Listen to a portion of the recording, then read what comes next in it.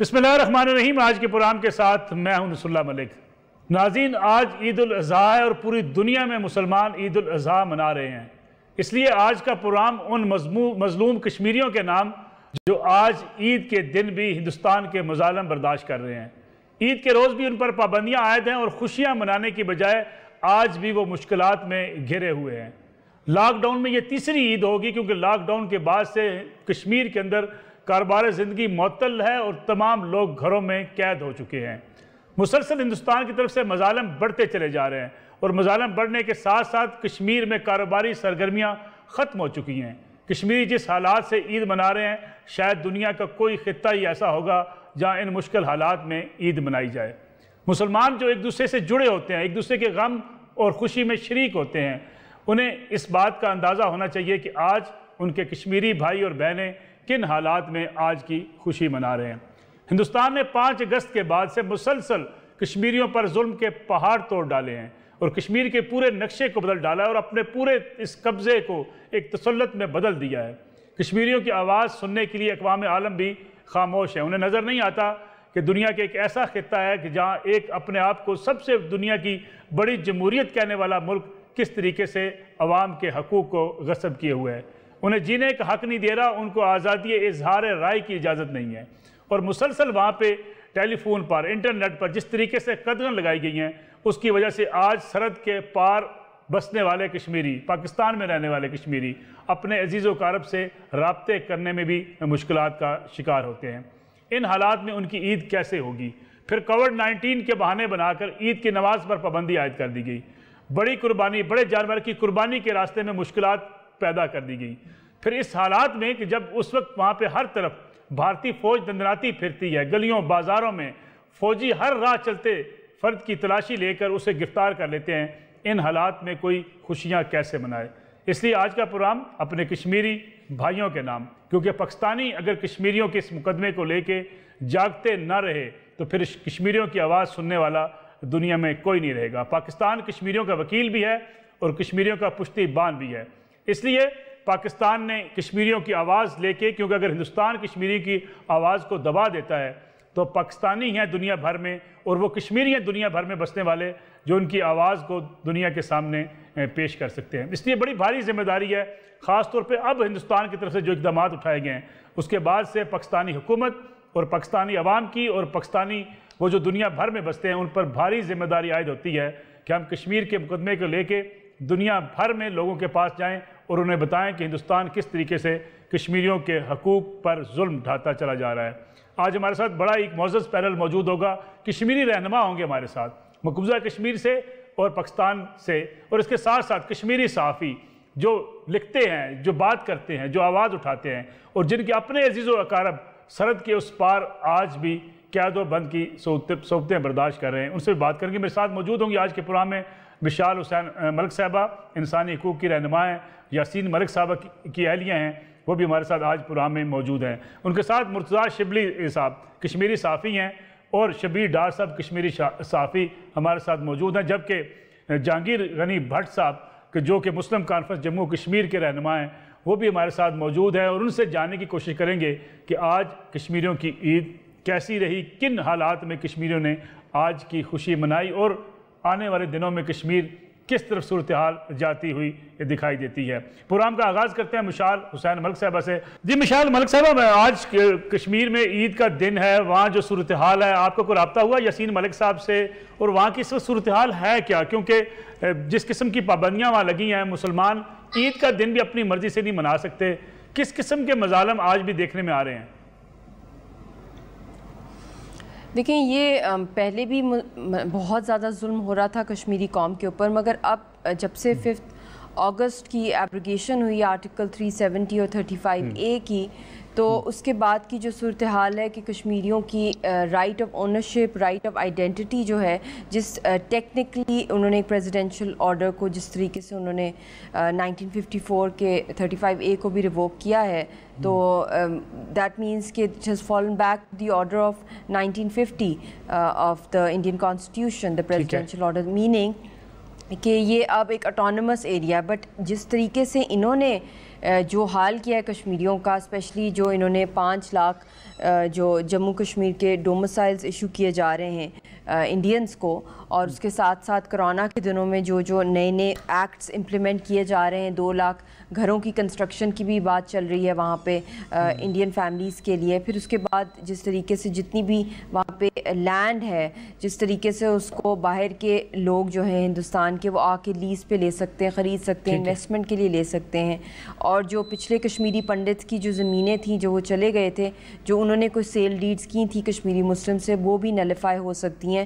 اور پھر جو ان کی یونیورسٹیز ہیں جموں کشمیر کی، اس کے اندر بھی بہت سے انہوں نے ایکٹس ایسے انٹروڈیوس کرائے ہیں جو کہ کشمیریوں کو مکمل طور پہ سائلنس کیا جا رہا ہے. تو ریلیجس جو فریڈم ہے وہ تو بہت دور کی بات ہے. یہاں پہ انسان ہونے کا ہی رائٹ نہیں ہے، نہ کشمیری ہونے کا، نہ ان کے ایگزسٹ کرنے کا. پولیٹیکل فریڈم بھی بعد میں آتا ہے. تو ریلیجس فریڈم تو پہلے بھی بہت مشکلیں ہوتی تھیں وہاں پہ اور قربانی کے لیے. اب تو خیر کورونا کا ان کے پاس ویسے بھی ایک اچھا ایکسکیوز ہے اور بھی زیادہ کشمیریوں کے اوپر جبر کرنا. اور یاسین صاحب سے کوئی رابطہ نہیں ہوا ہم لوگوں کا، کوئی ان کی اطلاع بھی نہیں ہے کہ سال میں ان کی ہیلتھ کیسی ہے. خاص طور پہ عید پہ جو باقی قیدی ہیں ان سے رابطہ بھی کسی کو نہیں کرنے دیا جاتا. ڈپینڈ کرتا ہے کہ قیدی کون ہے اور کیا ان کے ساتھ پالیسی کیا ہے. بٹ جہاں تک یاسین صاحب کی بات ہے، میری ان سے کوئی بات نہیں ہوئی جب سے ان کو 22 فیبروری کو اریسٹ کیا گیا تھا سری نگر کے اندر. پھر اس کے بعد ان کو کوٹھی باغ سے جموں جیل سے پھر ان کو آگے شفٹ کیا تھا تہار کے اندر. مگر میری سسٹر ان لا ان کو ملنے جاتی تھی کرونا سے پہلے، اور مہینے میں 1 دفعہ ملنے تھوڑی دیر کے لیے دیا جاتا تھا. یا میری ساس جو ہے میری سسٹر مدر ان لا، تو وہ بھی یہی بتاتی تھی کہ ان کی حالت بہت فریجائل ہے. پھر انہوں نے خود 1 اپریل کو فاسٹ آن ٹو ڈیتھ کی بھوک ہڑتال کا اناؤنس کیا تھا against the treatment being میٹڈ against ہم. اور وہ ان کو کوئی لیگل رائٹس نہیں دیے جا رہے جو بیسک فنڈامنٹل رائٹس ہیں ایک پرزنر کے. اور وہ تو ایک پولیٹیکل پرزنر ہیں اور اتنے بڑے لیڈر ہیں، اور جس طرح ان کو ایک 5/7 کے ایک ڈیتھ سیل میں بند کیا ہوا ہے. اور بہت ان کے ساتھ ٹارچرس مینٹل فزیکل ٹارچر کی جو خبریں آتی رہی ہیں، وہ کیونکہ ان کی آلریڈی حالت بہت فریل ہے، ان کی ملٹیپل ایلمنٹس ہیں due to decades of incarceration and torture. ان کے میٹالک ویلو ہے. تو بہت کنسرن ایز اے فیملی کہ ان کو جس حالت میں رکھا ہوا ہے یہ ان کی جان کے لیے سخت خطرے کی. آپ کی بیٹی بھی ماشاءاللہ اس جدوجہد میں اس جہاد میں برابر کی شریک ہیں. ایک چھوٹی بچی کے لیے اپنے باپ کا عید کے دن نہ ہونا، رابطہ نہ ہونا، خیریت دریافت نہ ہونا کتنی مشکل پیش آتی ہے. پوچھتی تو ہوگی بار بار خاص طور پہ عید کے دن پہ. بالکل، کیوں نہیں. بچوں کا تو بہت ہوتا ہے، اسپیشلی جب بچے چھوٹے ہوتے ہیں اور بھی زیادہ انوسنٹ ہوتے ہیں. مگر کشمیری بچے بہت سے میں نے دیکھا ہے کہ وقت سے پہلے میچور ہو جاتے ہیں، اور جو معصوم بچپنا ہوتا ہے ان کا کافی حد تک اس کے اندر ہی بھی اتنے دکھ آ جاتے ہیں. اور اسپیشلی ماں باپ کے بغیر تو بچے سیکیور فیل ہی نہیں کرتے. اور اسپیشلی فادر کی جو ایک وہ سینس آف جو ایک ہوتی ہے اونرشپ اور پرائیڈ، وہ بڑی مسنگ رہتی ہے. تو میں کوشش یہی کرتی ہوں میری والدہ کہ اس کو ذرا تھوڑی لائٹ باتیں کی جائیں. فوٹوگراف دکھاتے ہیں پاپا کی، بتاتے ہیں کہ وہ صرف آپ کے والد نہیں ہیں، وہ اس کشمیری قوم کے والد ہیں، وہ وہاں کے بچوں کے لیے بھی اور فیوچر آف کشمیریز کے لیے قربانی دے رہے ہیں. So you should feel proud of ہم. تو وہ ڈیفینیٹلی انشاءاللہ ملیں گے آپ کو. بٹ ہوپ ہی دے سکتے ہیں ہم لوگ، اور اس کے علاوہ تو آپ کو پتہ ہی ہے کہ ان حالات میں ان کو رکھا ہوا ہے. ویسے تو کوئی عید بھی کشمیریوں کے لیے کوئی آزاد عید کبھی نہیں گزری، لیکن لاک ڈاؤن کے ساتھ اگر آپ کمپیریزن کریں، اس تیسرے عید آئے گی اس لاک ڈاؤن میں، ان حالات میں کیا ہو سکتی ہے عید؟ دیکھیں، محکمہ اوقاف جو ان کا ہے، جو ساری جو وہاں پہ بزرگوں کی درگاہیں ہیں جو مسلمانوں نے جن کو ریسٹور کیا، وہاں کے لوگوں نے، کشمیری مسلمز نے ان کو اپنے پیسوں سے اکٹھے کر کے، وہ بھی سارا ہندوستان کے کنٹرول کے اندر اب ہے. وہاں پہ جتنے بھی جموں کشمیر کے اندر جو 42 ایئرز پہلے جو ایکٹ کیا گیا تھا کہ وہاں پہ ان کو لیگل دی جائے گی ایکسیس.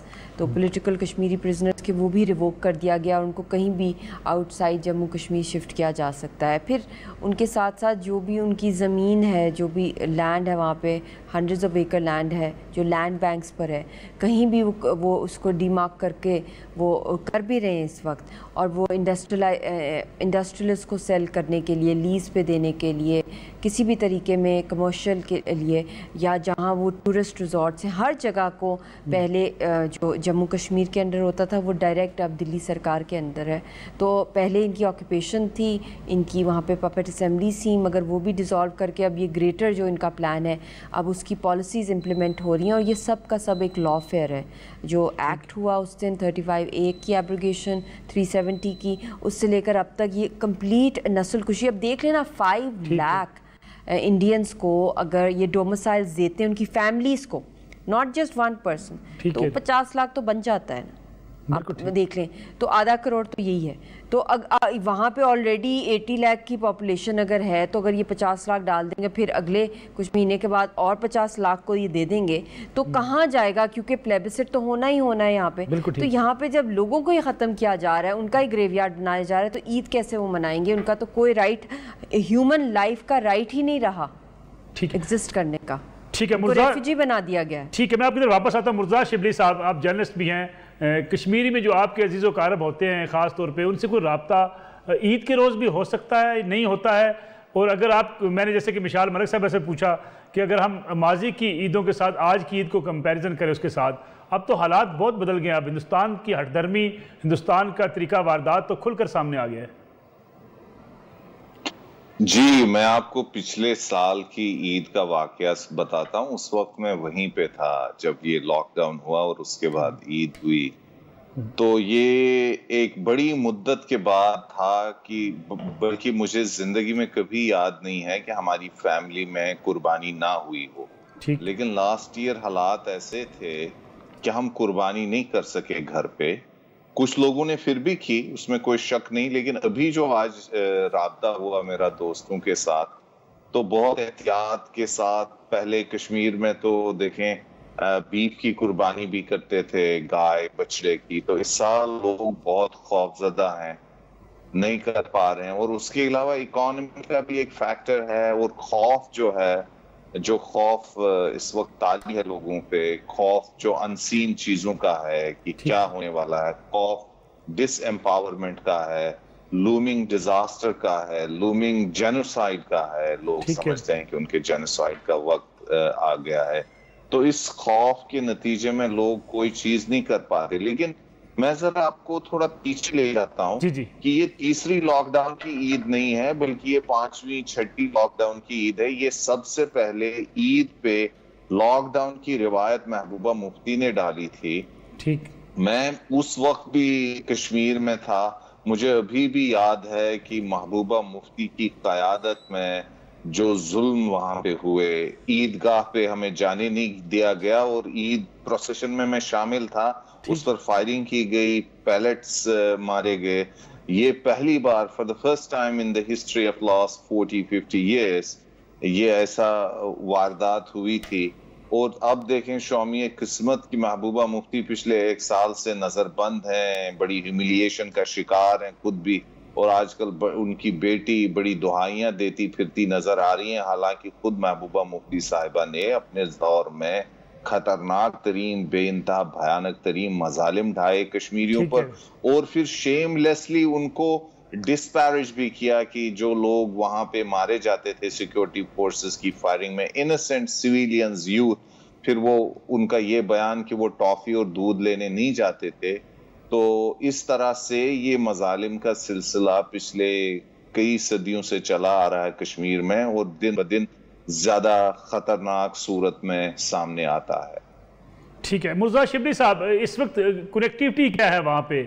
عید کے روز بھی رابطے ہو سکتے ہیں لوگوں سے, خاص طور پہ اگر ہم اس طرف کشمیر کی بات کریں اور اس طرف مقبوضہ کشمیر کی بات کریں, سارے گھرانے جڑے ہوئے ہیں ایک دوسرے کے ساتھ, کسی کا عزیز و اقارب وہاں پہ ہے, کوئی بھائی وہاں پہ ہے, ایک بھائی یہاں پہ ہے.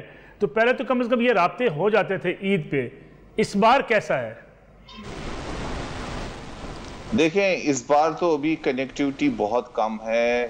گورنمنٹ نے خود اپنے 2G انٹرنیٹ چل رہا ہے لیکن حقیقتاً وہ 2G بھی نہیں ہوتا ہے موسٹ آف دا ٹائمز، یا وہ ڈیلیبریٹلی کیا جاتا ہے یا انفراسٹرکچر کی وجہ سے، اس لیے کنیکٹیوٹی جو ہے بہت ہی لمیٹڈ ہے۔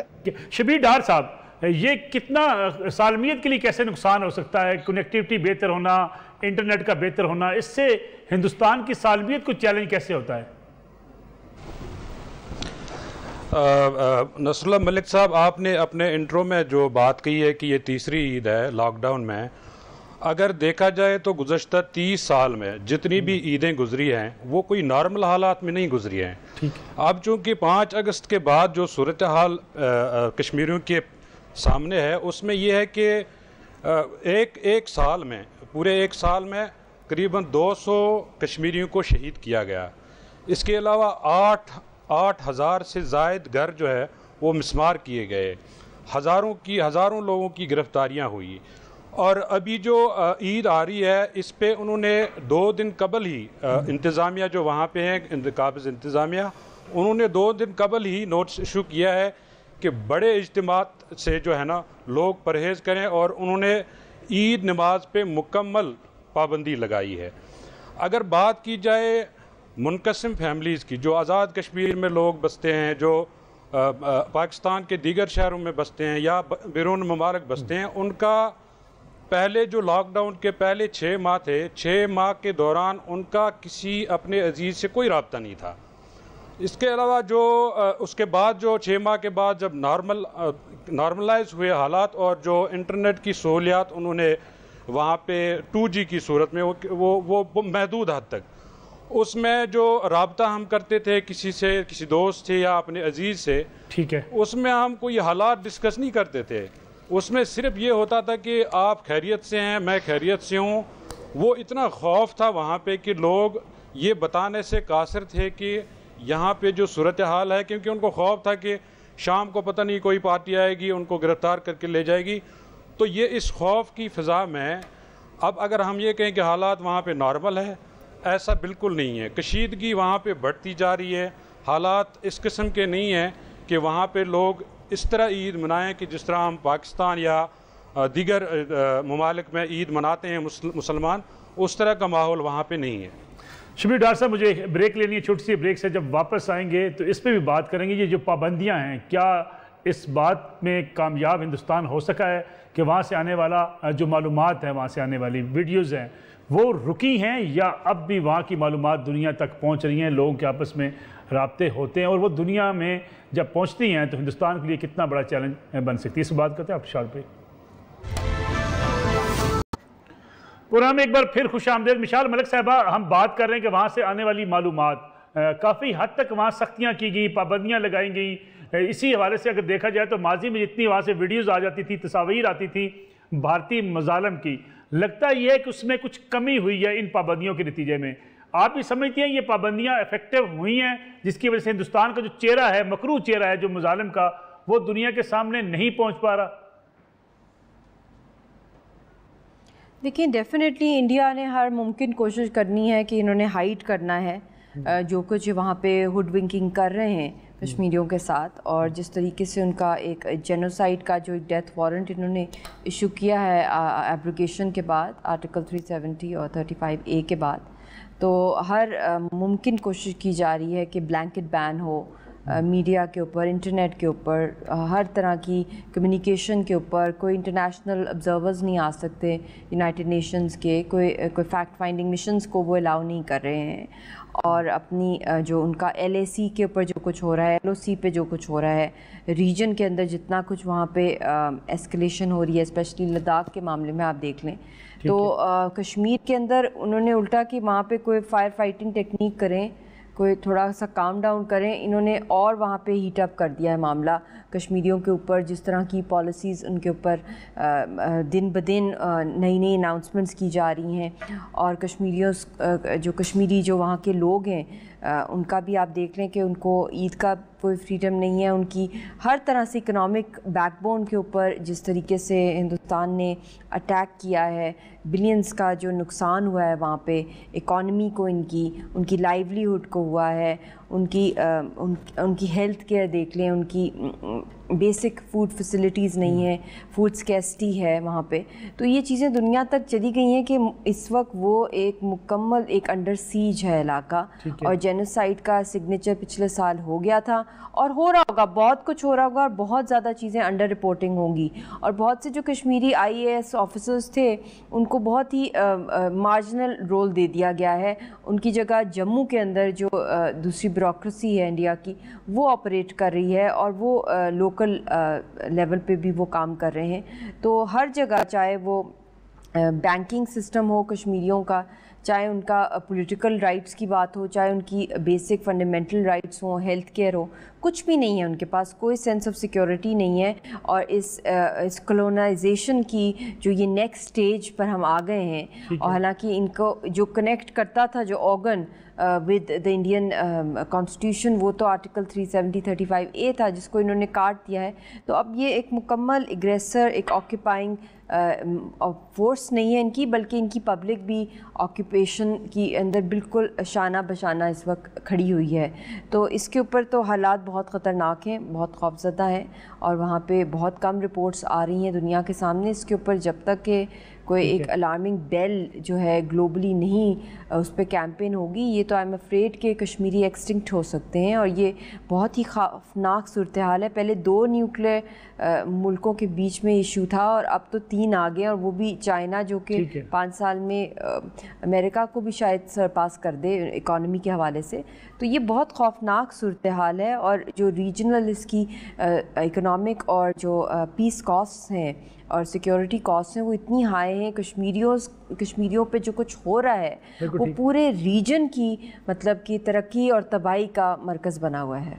پاکستان کشمیریوں کا وکیل ہے مشال ملک صاحبہ, اور وکیل سے کیا توقع رکھتے ہیں کشمیری آج کل کے حالات میں, خاص طور پہ جب ہندوستان کے سارے عزائم کھل کر سامنے آ گئے ہیں؟ ہندوستان نے تو اب مکمل ایک اپنا قبضہ ہی کر لیا کشمیر کے اوپر, ان کے سارے حقوق سلب کر لیے. دیکھیں, سب سے پہلی بات تو یہ ہے کہ اب بہت زیادہ اور رسپانسبلٹی بڑھ گئی ہے پاکستان پہ بھی, اور جو کشمیری اوورسیز ڈائسپورا ہے یا جو آزاد کشمیر میں بیٹھے ہیں یا پاکستان میں جو ڈیوائیڈڈ فیملیز کے لوگ ہیں یا گلوبلی, تو ان کو پن پوائنٹ کرنا اور پوری باقاعدہ ایک ٹیم بنانا ایکسپرٹس کی, اور جو کی کشمیری انفلوئنشل سٹیک ہولڈرز ہیں گلوبلی ان کو انگیج کرنا, کیونکہ اب بال انٹرنیشنل کورٹ کے اندر ہے. کشمیریوں جو وہاں پہ جو لوگ ہیں NIO کے, انہوں نے تو کفن باندھے ہوئے وہ تحریک چلا رہے ہیں, اور اس وقت وہ ایک لیڈر لیس تحریک بن گئی ہے, کیونکہ لیڈرشپ کو ایلیمنیٹ کرنے کا پورا پلان, جو کہ مجھے بڑے دکھ سے کہنا پڑتا ہے, جس کے اندر جان اٹکی ہوئی ہے میری, جہاں پہ یاسین صاحب کو رکھا ہوا ہے, دوسرے لیڈرشپ ہاؤس اریسٹڈ ہیں, آسیہ صاحبہ کو تہاڑ میں رکھا ہوا ہے, شبیر شاہ صاحب بھی اریسٹڈ ہیں, میر وائز صاحب اور گیلانی صاحب اس ہاؤس اریسٹڈ, بین ڈالا ہوا ہے پولیٹیکل موبلائزیشن پہ پولیٹیکل پارٹیز کے اوپر, اسپیشلی جو کہ پرو فریڈم کی جو اسکول آف تھاٹ کی ہیں, جو میجورٹی پلس ہے لوگوں کی. تو ایسے حالات کے اندر پاکستان کی بھی ایک مکمل ایک پراپر ایک اسٹریٹجی ہونی چاہیے اگلے کم از کم 5 سے 10 سال کی, کہ اب بائیلیٹرلزم میں ٹائم ویسٹ مت کریں. اس کی شیلف لائف کب کی ایکسپائر ہو گئی ہے, 50 سال اس کو دیے ہیں. تو اب فوکس یہی ہونا چاہیے کہ جہاں مسئلہ ہے, اصل مسئلہ UN سیکیورٹی کاؤنسل کے اندر ہے, تو وہاں پہ کیسے اس کو اسٹرینتھن کیا جائے, وہاں پہ ورک کیا جائے, کوئی ایک ریزولوشن پاس کروائی جائے. مرزا شبلی صاحب, something we need to all work together on. ٹھیک ہے, مرزا شبلی صاحب, وہاں پہ حریت کانفرنس مسلسل نظر بند ہے, ان کے رہنما نظر بند ہیں. ان حالات میں لیڈرشپ کا کرائسس تو نہیں پیدا ہو گیا وہاں پہ؟ دیکھیں, لیڈرشپ کا کرائسس کافی پہلے سے پیدا ہوا تھا, for quite a while. اس کی کئی وجوہات ہیں جو اس وقت میں اس میں جانا نہیں پسند کروں گا, لیکن ایک چیز ہے کہ وہاں آرگینک لیڈرشپ کو ابھرنے کے لیے کسی نے موقع نہیں دیا, فرسٹ آف آل. آپ حریت کانفرنس میں ایسی بھی آرگنائزیشنز دیکھیں گی حریت کانفرنس کے نام پہ، سینٹیمنٹ کو وہ ریپرزینٹ کرتے ہیں، اس میں کوئی شک نہیں ہے، ٹھیک ہے، لیکن آن گراؤنڈ ان کو سپورٹ نہیں ہے. دو دو تین تین نفری آرگنائزیشنز ہیں جس سے جو ایکٹیویزم کے لیے تو ٹھیک ہے، لیکن آن گراؤنڈ اگر ہم دیکھیں تو وہاں دو چار لوگوں کے علاوہ کسی کے پاس سپورٹ نہیں تھا، جس کو ہم کہیں میری نظر میں تو دو لوگوں کو پین کشمیر سپورٹ حاصل ہے، یا تو یاسین ملک کو ایک ہم کشمیر کے لیڈر کے طور پر دیکھ سکتے ہیں، یا ان کے مقابلے میں سید علی شاہ گیلانی صاحب کو پورے کشمیر میں جو موبیلائز کر سکتے ہیں لوگوں کو، ٹھیک ہے. لیکن سید علی شاہ گیلانی صاحب کو یہ امتیاز حاصل ہے کہ جب مشرف دور میں سارے کشمیر کے لیڈر حریت کے بشمول جے کے الف کے مشرف صاحب کے فارمولے پہ تیار ہو گئے تھے، سید علی شاہ گیلانی واحد انسان تھے، واحد کشمیری لیڈر تھے جو ریفیوز کیا جنہوں نے کہ نہیں جی یہ کشمیر کا حل نہیں ہے. اس وقت گیلانی صاحب کو ہٹانے کی بھی کوشش کی گئی لیکن وہ پھر بھی ایک انڈسپیوٹڈ لیڈر رہے. یہ اس حالت میں کہ آپ نے دو کشمیری اسٹریکس کو پرو انڈیپینڈنس جو ہیں یا پرو پاکستان ہیں، پرو پاکستان کا بھی بڑا سپورٹ ہے اور پرو انڈیپینڈنس کے بھی. لیکن مرتضیٰ شبلی صاحب، جب 5 اگست کا ہندوستان کا فیصلہ ہے، کیا اس نے ہندوستان کے حوالے سے کشمیریوں کے اندر ایک یکجہتی پیدا نہیں کر دی؟ جی، لیکن وہ یکجہتی جو ہے نا اس کی انڈرسٹینڈنگ وہ بہت ضروری ہے. دیکھیں یہ انڈرسٹینڈنگ اب عبداللہ اور محبوبہ مفتی کو بھی ہو گئی ہے، لیکن وہ اس لیے ہو گئے کہ ان کو لاس آف پریویلیج ہو گیا، اس لیے نہیں ہو گیا کہ وہ کسی قومی مقصد کے لیے کر رہے ہیں، ان کے لیے because they had a loss of privilege. ٹھیک ہے. شبیر ڈار صاحب، اگر ہم بات کریں کشمیریوں کی صورتحال کی کہ کشمیری مظالم کے باوجود آج بھی یکسو ہیں، ان حالات میں پاکستانیوں سے کیا توقع رکھتے ہیں؟ خاص طور پہ اگر آپ پاکستان کی بات کریں، ہماری خارجہ پالیسی کی بات کریں، ہمارے وفود بار بھیجنے کی بات کریں، پھر جو مشال ملک صاحبہ بات کر رہی تھی، ٹائم ہمارے پاس بہت کم ہے، ہمیں دنیا کو باور کرانا ہے کہ ہندوستان اب کشمیریوں کو ان کو جینوسائیڈ کرنا چاہتا ہے، ان کو ختم کرنا چاہتا ہے. پاکستان کی ذمہ داری پہلے سے بہت بڑھ گئی ہے، کیونکہ 5 اگست کو جو بھارتی حکومت نے فیصلہ کیا ہے اس کے بعد تو کوئی گنجائش نہیں رہی کہ پاکستان اس چیز کو بڑا سیریسلی لے. ٹھیک ہے. کیونکہ ابھی جو کشمیری لیڈرشپ ہے، جو وہاں پہ آزادی پسند قیادت ہے، وہ تو جیلوں میں ہے، جو وہاں پہ سوشل ایکٹیوسٹس ہے یا انسانی حقوق کے جو کارکن ہیں وہ بھی گرفتار ہے. کشمیر میں آپ جو بات کر رہے تھے، آپ کے کرائسس پیدا ہوا ہے، وہاں پہ تو جو بھارت نواز لیڈرشپ ہے انہوں نے تو ان کو بھی اریسٹ کیا ہوا ہے. تو جو آزادی پسند قیادت ہے وہ تو انہوں نے تو پہلے ہی ان کو اریسٹ کیا. دوسری بات یہ ہے کہ کشمیری قیادت کے اوپر جو مقدمات بنائے گئے ہیں، جھوٹے مقدمات، یاسین ملک صاحب کے اوپر، شبیر شاہ صاحب کے اوپر، گیلانی صاحب کے اوپر، یہ تو ان کا پہلے سے ایک منصوبہ تھا کہ جب یہ فیصلہ انہوں نے لینا تھا اس سے پہلے ہی انہوں نے اس کی تیاری کی ہوئی تھی. اب جب یہ فیصلہ ہو چکا ہے اس کے بعد پاکستان کی ذمہ داری بہت بڑھ گئی ہے، کیونکہ پاکستان نہ صرف وکیل ہے کشمیریوں کا بلکہ پاکستان بنیادی فریق ہے مسئلہ کشمیر کا، اور فریق کی حیثیت سے پاکستان کو جو ذمہ داری بنتی ہے وہ اس کو ادا کرنی پڑے گی. پاکستان کو انٹرنیشنل عمران خان صاحب نے جو تقریر کی اقوام متحدہ میں، کشمیریوں کو بہت حوصلہ ملا تھا اس وقت، لیکن اس کے بعد ہم نے دیکھا کوئی ایسی ایفرٹ یا کوئی ایسی کوشش ہمیں سفارتی سطح پہ یا خارجی سطح پہ نظر نہیں آئی کہ ہم کہیں کہ جی یہ سیٹسفیکٹری ہے کشمیریوں کے لیے، یا اس سے کوئی جی ڈاکٹر صاحب. تو میں یہ کہہ رہا تھا کہ عمران خان صاحب نے جو تقریر کی ہے اس کے بعد کشمیریوں کو مقبوضہ کشمیر میں لوگ نکلے ہیں باہر، انہوں نے آتش بازی کی، انہوں نے نعرے لگائے، انہوں نے جل سے جلوس کیے، لیکن اس کے بعد عمران خان صاحب کی تقریر کے بعد جو انہوں نے باتیں کی تھی یہاں اپنی سپیچ میں، اس کے بعد ان پہ ہمیں کوئی عمل ہوتا ہوا نظر نہیں آیا. شبیر ڈار صاحب، مجھے ایک اور بریک لینی ہے، بریک سے واپس آئیں گے تو مشال ملک صاحب اور آپ سے جو کشمیری صحافی ہیں پیغام لیں گے پاکستانیوں کے لیے، اقوام عالم کے لیے اور دنیا بھر میں بسنے والے مسلمانوں کے لیے کہ کشمیریوں کو اس عید پہ ہم کیسے یاد کر رہے ہیں اور دنیا کے لیے ہم کیا پیغام دینا چاہتے ہیں کشمیریوں کا. ایک بریک سے واپس آتے ہیں. پورا میں ایک بار پھر خوش آمدید. مشال ملک صاحبہ, اس عید پہ کیا پیغام ہے آپ کا پاکستانیوں کے لیے اور دنیا بھر میں جو مسلمان بستے ہیں ان کے لیے, کہ کشمیری اس عید پہ بھی ان سے کیا توقع لگائے بیٹھے ہیں؟ دیکھیں, میرا پیغام یہی ہے پاکستان کی حکومت کو سب سے پہلے ہے کہ آپ لوگوں کی ایک فوراً ایک اے پی سی کال کی جائے اس کے اوپر, اور صرف ساری پولیٹیکل پارٹیز کے ہیڈز نہ آئیں بلکہ سارے اداروں کے آئیں, اور اس سے بڑھ کے جو کشمیری سٹیک ہولڈرز یا کشمیر پہ جو ایکسپرٹس ہیں یا جو ڈیوائیڈڈ فیملیز ہیں ان کے سٹیک ہولڈرز کو یہاں پہ اے پی ایچ سی کی یا جو بھی یہاں پہ بستے ہیں پاکستان میں یا آزاد کشمیر میں یا باہر کے ملکوں میں, ان کو آن لائن دیا جائے اور مل بیٹھ کے ایک باقاعدہ ایک اسٹریٹجی بنائی جائے. ایک سال کا مطلب کہ ایک سال میں کتنی ڈیلیگیشنز پاکستان نے بھیجنی ہے, ابھی تو کرونا آیا, اس سے پہلے تو نہیں تھا, اور کون سے کیا کرائٹیریا ہے ان کی سلیکشن کا, ان کے میرٹ کا, جن کو اس ڈیلیگیشنز میں ڈالنا ہے. کشمیر انوائز ہونے چاہیے, اسپیشل انوائز فرام پاکستان جو کشمیری ہوں, اور کشمیر کمیٹی بھی ایک کشمیری کو ہیڈ کرنی چاہیے, اور زیادہ سے زیادہ کشمیری انپٹ ہونا چاہیے اس کے ممبرز کے اندر. یہ صرف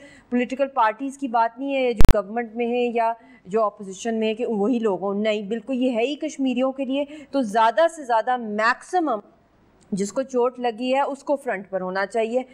پاکستان بھی ان کے ساتھ شانہ بشانہ ہو, مگر جب تک کہ ایک سسٹمیٹک ایک بہت ہی وار فوٹنگ کی پالیسی نہیں آئے گی کشمیر کے اوپر, تو یہ ناممکن ہے کہ ان کا ایشو ہائی لائٹ ہو. اس لیے اس کے اوپر بہت زیادہ برین سٹارمنگ چاہیے اور لیگل ایکسپرٹس چاہیے.